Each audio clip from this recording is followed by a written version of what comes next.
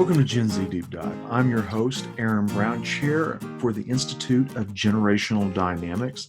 And today we're going to be talking about Gen Z and money. So many of you have noticed when you go to the grocery store, especially, and other retailers are saying, we will not give you coins back. You have to use your debit card, credit card, whatnot, at these kiosks or checking out, things like that. And that is due to a major coin shortage in the US.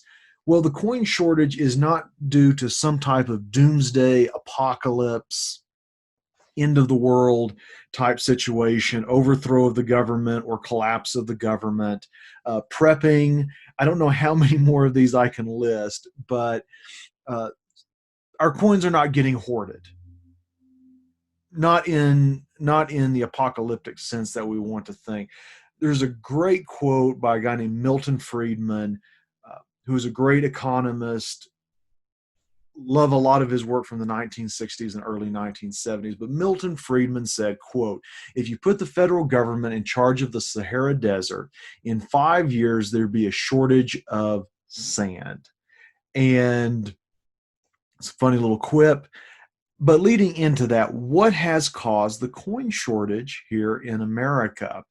Uh, well, a lot of that coin shortage has been caused by what causes all of our problems in 2020, COVID-19. So in 2019, our mints in America produced 12 billion circulating coins.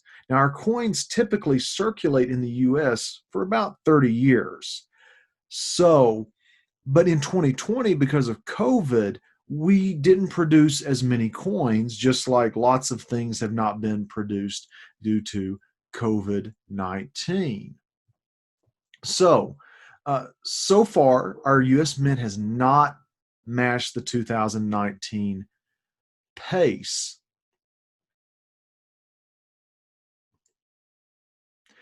It's also very expensive to produce coins. So for instance, it costs more to produce a penny than the cost of a penny.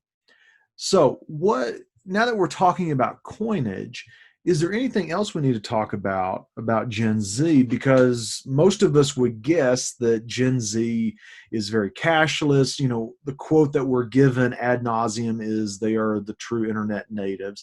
But the reality is that Gen Z has some different attitudes towards money than we might have guessed. So building into this, is an article from CNBC. And here's just some key points. In an average week, roughly 3 out of 10 adults said they make zero purchases using cash. Now, we can get stuck on that 3 out of 10, but the reality is that 7 out of 10 are purchasing with cash. That's really the bigger number that we need to pay attention to. Those who do carry paper money around have less than $50 in their wallets.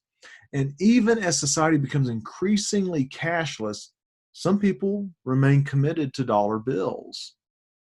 So we've got 7 out of 10 people who are using cash. So something that this article brings out is that, not surprisingly, millennials are paving the way among people ditching bills and coins in favor of credit, debit, and digital payments through platforms like Apple Pay, Venmo, and Zelle.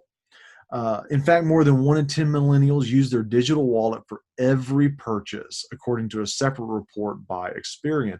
But again, the real story here is that 9 out of 10 don't use their digital wallet for all of these purchases.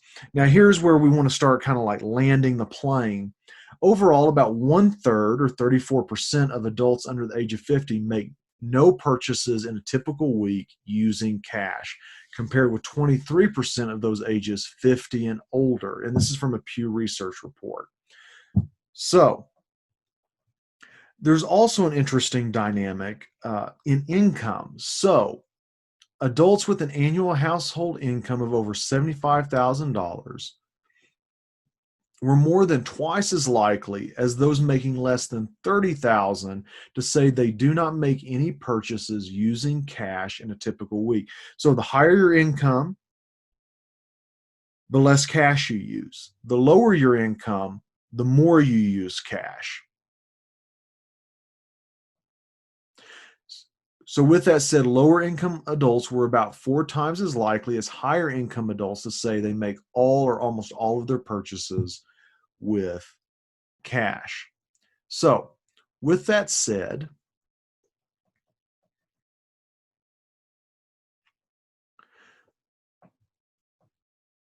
US cash circulation has grown at a 5% plus rate for the past 2 decades. What does that mean? It means that what this can be indicative of is that people are just making less money in America.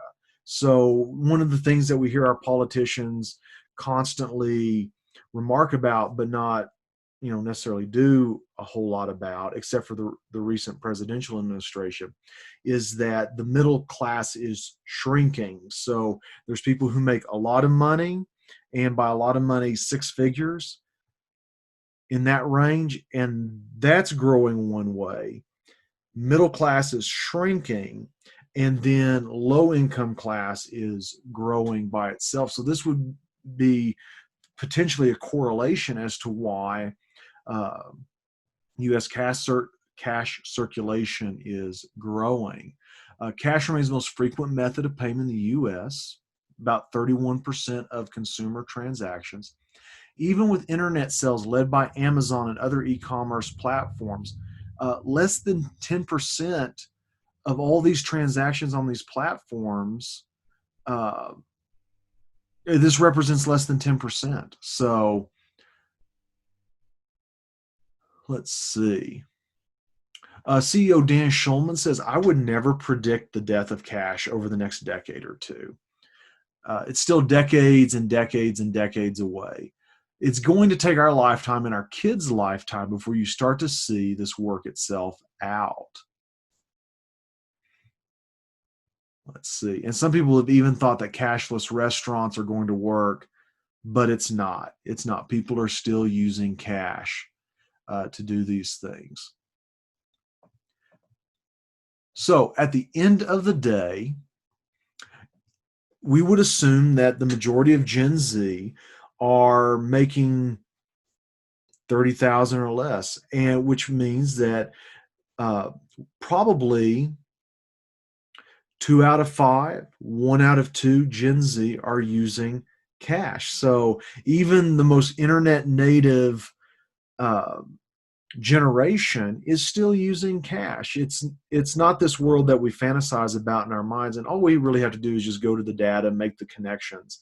But the reality is that cash with Gen Z is likely here to stay.